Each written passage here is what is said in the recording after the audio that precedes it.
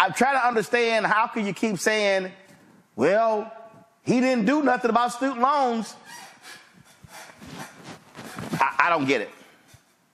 Because they don't read. That's why. I don't know if they get most of their news about politics from Charlemagne the God on the Breakfast Club.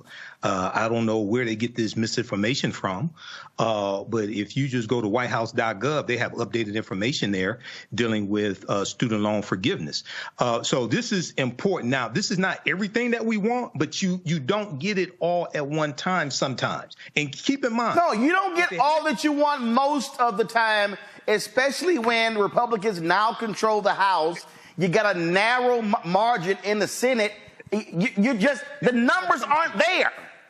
Well, that's what I'm coming to. And in fact, hold on, Michael, because I want you to, because here's the other thing. Because you mentioned the Fair Housing Act, which is the 1968 Civil Rights Act. Yes. Let me remind black people and everybody else, Democrats had huge margins. Let me say it again. When you see those acts, oh my goodness, 300 plus people voted for those, because they had huge margins. It wasn't, the reason it was hard, because the Southern senators controlled key committees on the Senate side. That's why it was so hard. But people act like, oh, they've got 65 votes in the Senate. They've got 300 votes in the House. No, they don't. Yeah. They don't. Well, Democrats control the House of Representatives for about 40 years up until the Bill Clinton administration. You had the backlash of the angry white male. All right, so I always love people when they get these interviews and these networks go talking to them and they go find 2 or 3 black people and ask them some questions. And if they know what the hell they're talking about, then they run it acting as if that represents all black people. So the other day I was watching this, I think it was NBC or CBS, one of them, and they went to South Carolina, and they were like, South Carolina voters are not happy with Joe Biden. So I interviewed this one sister. She says, you know, Biden promised us student loan debt relief, and nothing has happened. $132 billion in student loan debt relief has happened for 3.9 million Americans. A lot black. Well, check this out. Millions more are going to have their student loans dealt with in February as part of the Biden administration's new student loan debt relief plan. Uh-oh. That's a fact, y'all. Right. So the repayment plan is this here. It's taking effect nearly 6 months ahead of schedule. The ban, this deal of forgiveness, was initially set to begin in July under the new SAVE repayment plan, but it's starting early to provide faster relief to borrowers. Borrowers will be eligible for cancellation if they are enrolled in the new SAVE plan. Now, if they originally borrowed $12,000 or less to attend college and have made at least 10 years of payments, Biden announced the new repayment plan is going to don't pay anything else. Yeah. Now remember, the Supreme Court struck down his plan to cancel up to $20,000 in loans. Unlike his proposal for mass cancellation, the repayment plan is a twist on existing income-based plans created by Congress more than a decade ago. Republicans tried to block the new repayment plan through legislation and a resolution, but last year they were unsuccessful. So what's interesting here to me, Michael, when we talk about this new debt relief plan, is, again, for the people who keep saying, man, Biden Harris ain't done nothing. I don't know what they doing. Let me remind people, Republicans right now don't want any of this to happen. Right. They don't want, again, any of this to happen. They have made it perfectly clear, oh my goodness, no debt relief. Again, this is real basic, folks. if you took out less than $12,000, and this is very basic, it's right here again, less than 12 grand in loans, and you've been in repayment for 10 years, your student debt will be canceled, meaning that's it. If y'all got any questions, go to studentaid.gov/save. I'm trying to understand, how can you keep saying, well, he didn't do nothing about student loans? I don't get it. Because they don't read. That's why. I don't know if they get most of their news about politics from Charlemagne the God on the Breakfast Club. I don't know where they get this misinformation from. But if you just go to whitehouse.gov, they have updated information there dealing with student loan forgiveness. So this is important. Now, this is not everything that we want, but you don't get it all at one time sometimes. And keep in mind. No, you don't get all that you want most of the time, especially when Republicans now control the House. You got a narrow margin in the Senate. The numbers aren't there. Well, that's what I'm coming to. And in fact, hold on, Michael, because I want you to, because here's the other thing, because you mentioned the Fair Housing Act, which is the 1968 Civil Rights Act. Yes. Let me remind black people and everybody else, Democrats had huge margins. Let me say it again. When you see those acts, oh my goodness, 300 plus people voted for those, because they had huge margins. It wasn't, the reason it was hard, because the Southern senators controlled key committees on the Senate side. That's why it was so hard. But people act like, oh, they've got 65 votes in the Senate. They've got 300 votes in the House. No, they don't. Yeah. They don't. Well, Democrats control the House of Representatives for about 40 years up until the Bill Clinton administration. You had the backlash of the angry white male. But the point I was making is I find it interesting when people say, oh, nothing's been done on student loan forgiveness. One, you have almost $130 billion forgiven that you talked about. Two, you had Republicans filing lawsuits to block Biden's student loan forgiveness that would have moved 500,000 African-American families from a negative net worth to a positive net worth, his executive order, okay? And the reason why it was struck down is because of Trump's 6-3 conservative Supreme Court that goes back to the 2016 presidential election. Hold up, and a number of Republican attorneys generals who filed the lawsuit. Yep. So this deals with who you vote for at the state level, but also for president and the Senate, because very quickly, people forget this, 2014, Democrats lose control of the U.S. Senate. Mitch McConnell, Republicans take control of the Senate. They blocked 103 federal judge nominations for President Barack Obama and Merrick Garland for Supreme Court. Trump becomes president. He gets 3 Supreme Court nominations confirmed and 226 federal judges with the help of Mitch McConnell and Republicans in the Senate, because the Senate confirms Supreme Court justices and federal judges. We have to understand how all this fits together and focus on this is about self-preservation and political self-defense. When you want bills on this end and executive orders on this end not to be overturned in court, it also deals with who you voted for in the previous election and who was confirmed to the Supreme Court by the U.S. Senate. So a lot of our people don't understand how all this connects, but this is why Civics 101 is so important and Roland Martin Unfiltered is so important. John Quell, the thing that's interesting, and again, I get it, and it's all about self-interest. I was on Twitter earlier, and this one woman was complaining because she was like, well, physician debt isn't a part, of the student loan debt relief, and that ain't fair. I get it. But again, they couldn't get it for everybody. But again, we're talking, it's $132 billion. This is going to add more to it. So to act like it's not happening, to me, is disingenuous. It's nonsensical. Well, I think that Americans want to feel that whomever they've elected into power, that they are reaping the benefits instead of looking at it for the greater good perspective, right?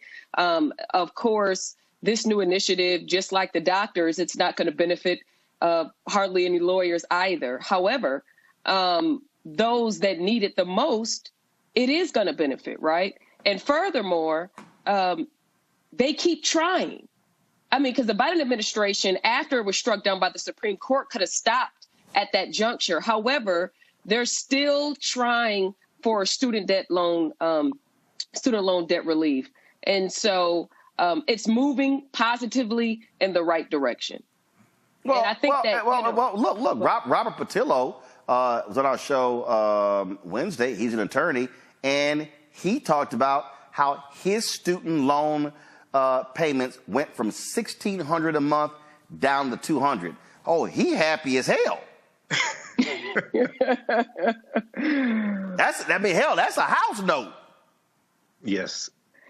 You're right. That's some people's mortgages. And I wasn't speaking for the entire profession as a whole, but when you're talking about just generally speaking, just this specific initiative for those that took out $12,000, and maybe there are some attorneys out there, other professionals that may have only had to take out $12,000, and it certainly would affect them. But I think that for the greater good, that it's moving in a positive direction and it's benefiting our community. And so I'm just glad that they're continuing the efforts, and hopefully after this wave, there will be another one. Look, I agree. It just kills me when I sit here and listen to folks who say these things, and also when you hear folks sitting here and say, "Oh well, black folks, haven't gotten this," and let me be real clear, in terms of what has happened. And here's the other thing right here. So Quentin Fulks, who is the deputy campaign manager for the Biden-Harris reelection campaign, he was on MSNBC the other day. And again, I'm playing this for all those people out there. If you hear anybody out there saying how what's happening right now has not had an economic impact or positive economic impact on black people, listen to this. Nobody, no administration has accomplished what the Biden-Harris administration has accomplished for the African-American community. We're talking about black wealth being up 60%. We're talking about the racial wealth gap being the lowest that it's ever been in recorded history. Record low unemployment for black Americans. Nobody, no administration has accomplished. So the reason I wanted to play that, and again, I need people to understand, those of you who say, "Oh man, you just sitting here caping," facts are not facts. That's not caping. Facts are facts. Facts are facts. So let me remind people who are watching of facts.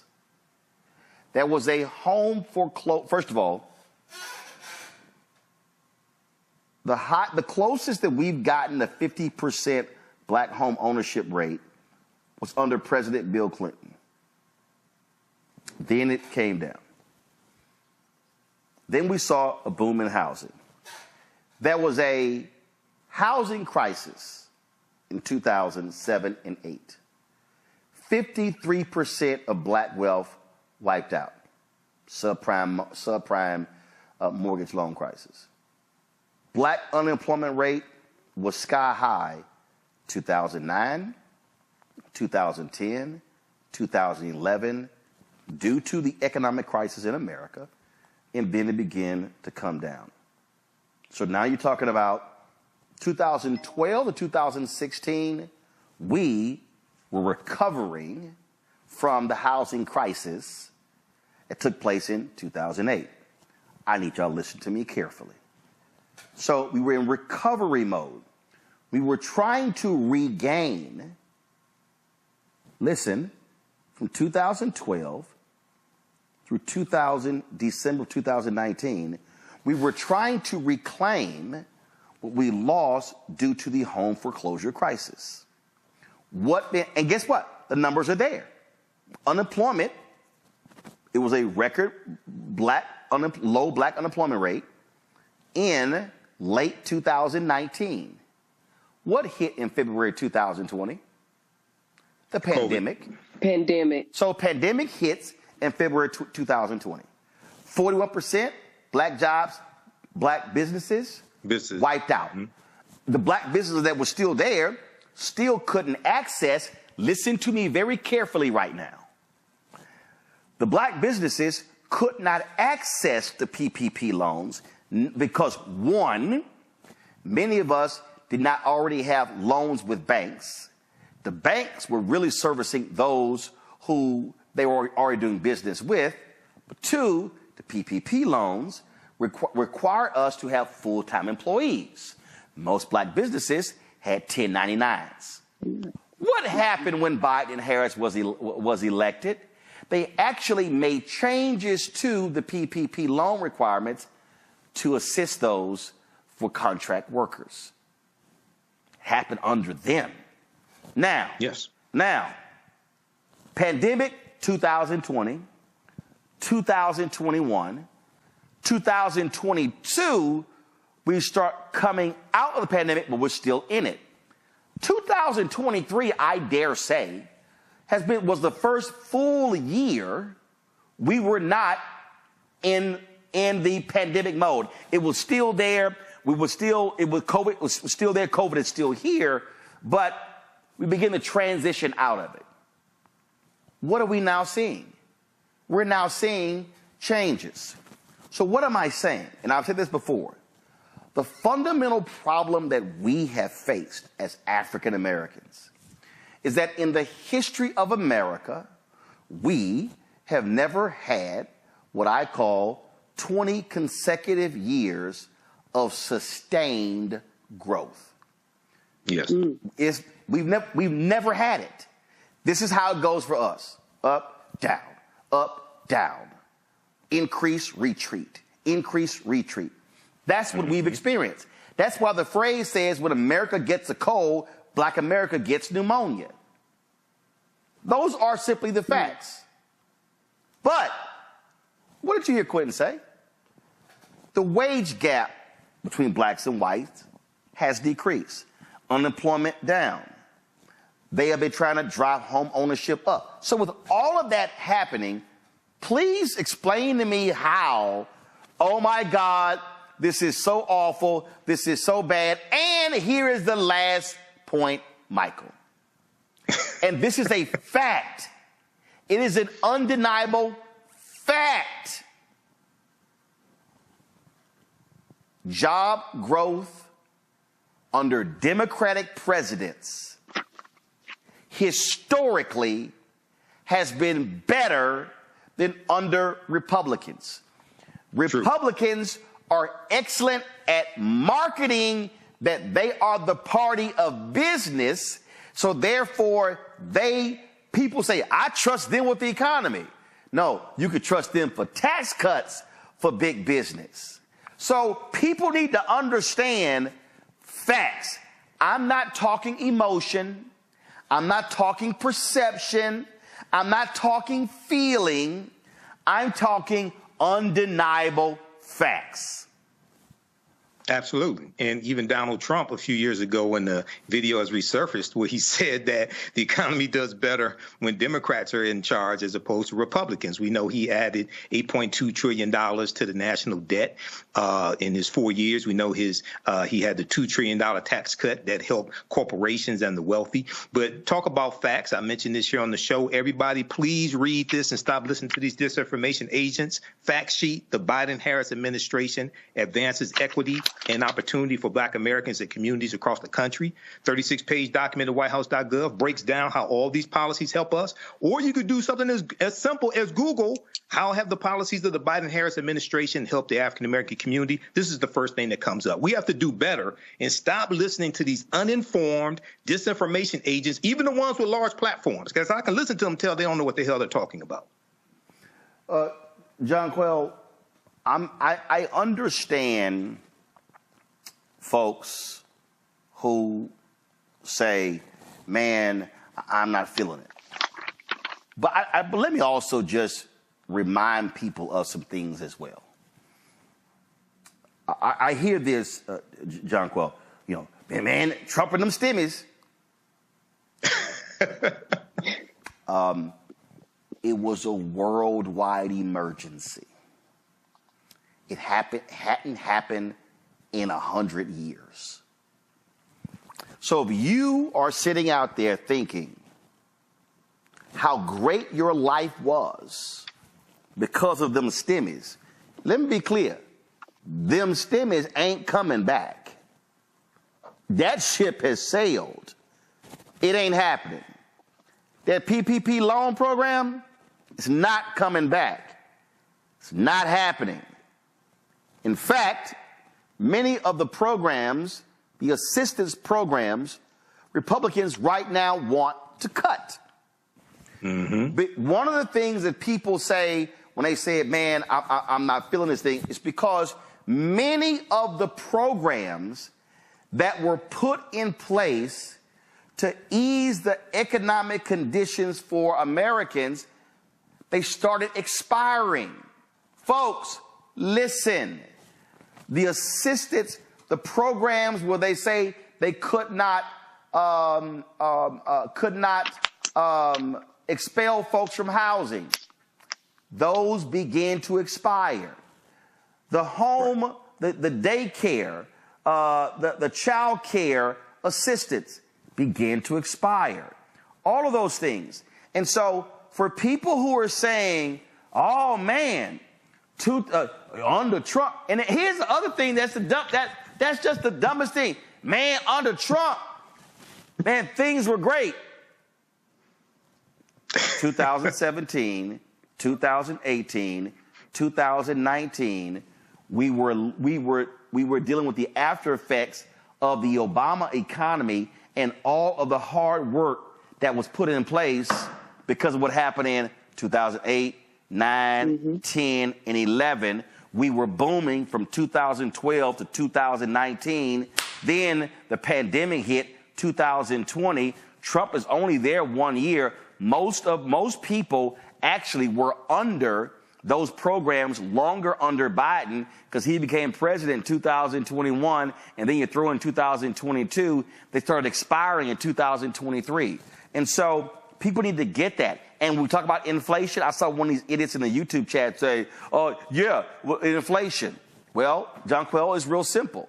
All of these businesses, let me remind people, gas companies, other businesses, they were losing crazy amounts of money because guess what? Wasn't nobody buying nothing, traveling nowhere, doing nothing for 2020, 2021. So you know what they started doing in 2022? Jacking up prices. All of these public companies started announcing record profits. That's what was driving inflation. And so this is sort of now where we are. And so people are running around saying they ain't done this, they ain't done that. But you can look at the facts and go, well, actually they did. And the reason our economy has turned around and we're making headway is because of those things that were done. But anybody, John Quell, who's running around thinking that they're going to be raining stimmy checks down like you in a strip club if Donald Trump is elected are outside of their minds. I tend to absolutely agree with you on that. And furthermore, I think that some people are forgetting that President Obama had, I don't believe it was called an infectious disease group, but he had a group that essentially that would study the infections that were going on worldwide to kind of help prevent the kind of widespread effects that we had with COVID. And when Trump came in, he dismantled that group. And furthermore, when urged to close the U.S. borders, he refused to do it. And so, some would argue that the reason why the country was disenfranchised to the level that it was due to the pandemic was due to Trump's inability to lead this country in the right direction. Because instead of focusing on the important things, he's trying to dismantle everything that President Obama put in place, including Obamacare. So as stated earlier, there is a lot of misinformation out there. And I just think that, we as a community, we need to stop focusing on the short term, small little financial giveaways that are given to us. And we have to look at the bigger picture when dealing with these issues. And I love these people who go, I love these people who say, my life ain't gotten better under Democrats. Okay. Let me be real clear, y'all. Political parties do not control big business. If you want to analyze the economic state of African Americans, see, I'm about to say something about to really tick some of y'all off. If you actually want to talk about the economic state of African Americans, that has nothing to do with politics. Has zero to do. But guess what?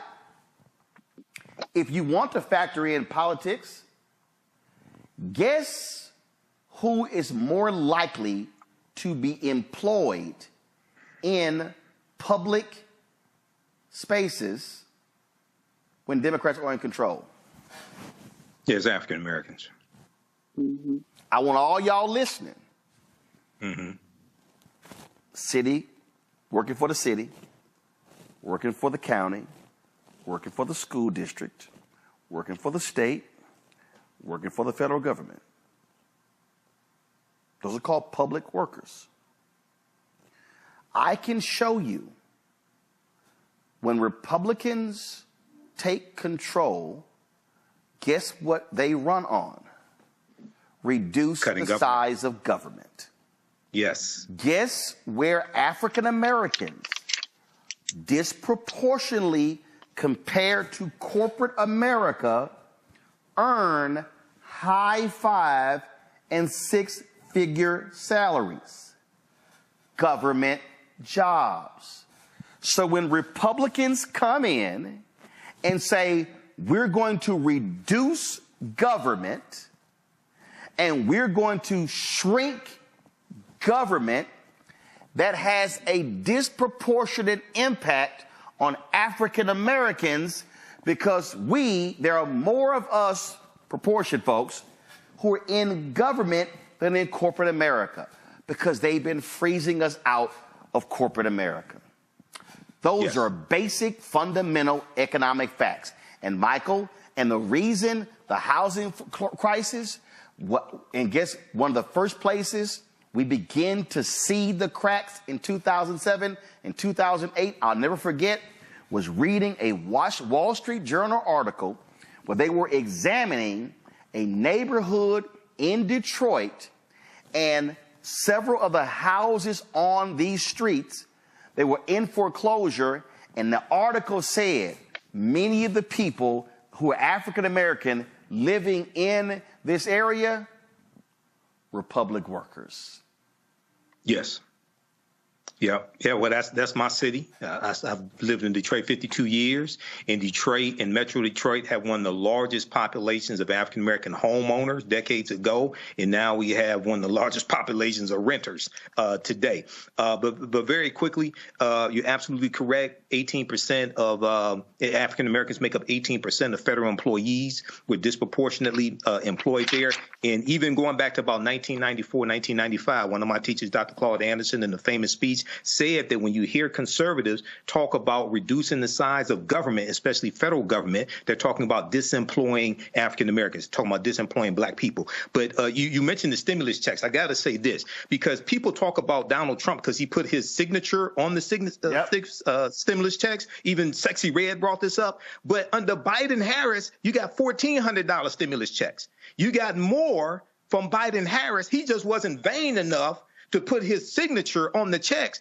But you don't talk about that. But that came from Congress. The $1.9 trillion American Rescue Plan. The only reason why that bill passed is because Democrats in the House and Democrats in the Senate voted for it. No Republicans in the House or Senate voted for it.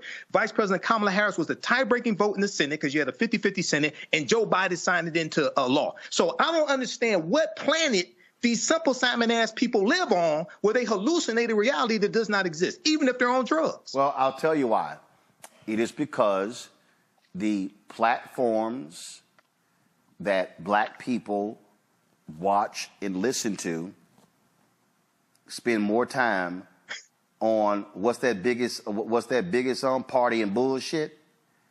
They spend more time on that than what we're talking about. And then when the platforms that folks do listen to, or the individuals they listen to, or the entertainers they listen to, these folks are so ill-informed that they are being fed wrong information, misinformation, disinformation, and then we wonder why people are walking around clueless. And I said last night, I don't care who Cat Williams is talking about, because that has literally no impact on any of our lives every single day. And all of the energy that people have spent on who back and forth, who hate, guess what? Right. That ain't changing your economic condition, the housing condition, child care, education is changing none of that. And so I've made it clear, I'm not going to waste time on that. We're going to keep talking about real substantive stuff, because somebody has to be willing to talk about the things that matter before it gets bad. Visit our website, AfricanHistoryNetwork.com, AfricanHistoryNetwork.com, and we also have the information right here in the thread of the broadcast. Ancient Kemet, the Moors, and the Ma'afa, understanding the transatlantic slave trade, what they didn't teach you in school. Okay, this is a new 10-week online history course that I teach. We're going to do an introduction today as soon as I finish here.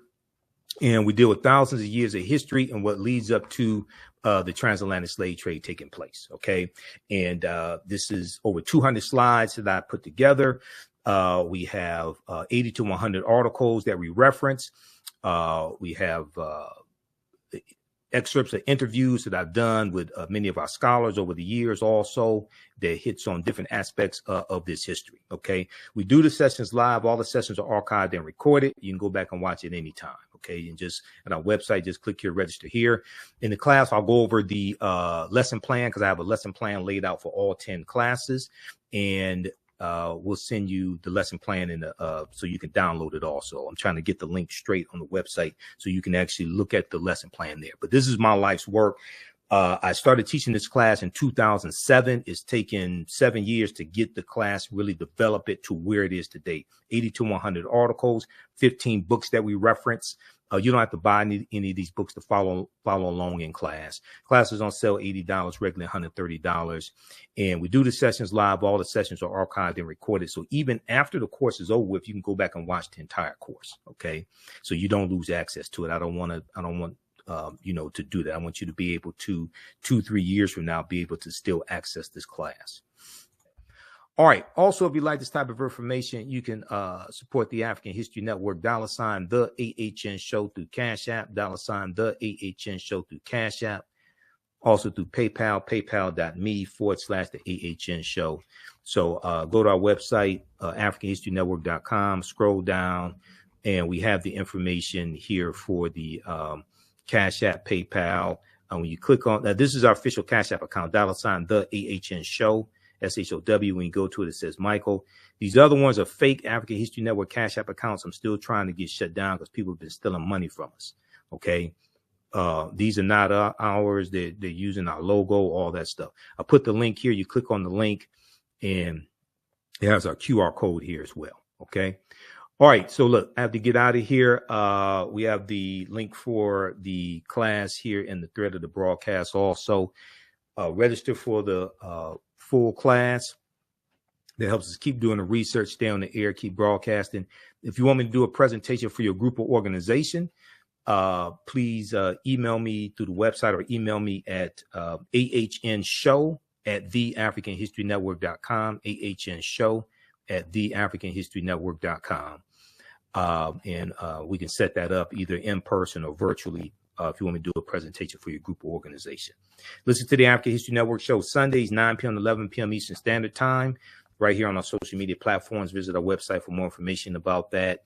And watch me on Fridays on Roland Martin Unfiltered, as well on the Black Star Network on Facebook, YouTube, Roland Martin, Facebook, YouTube. Download the Black Star Network app. Okay. Remember, right now it's correct wrong behavior. It's not over till we win. Wakanda forever. And we'll talk to you next time.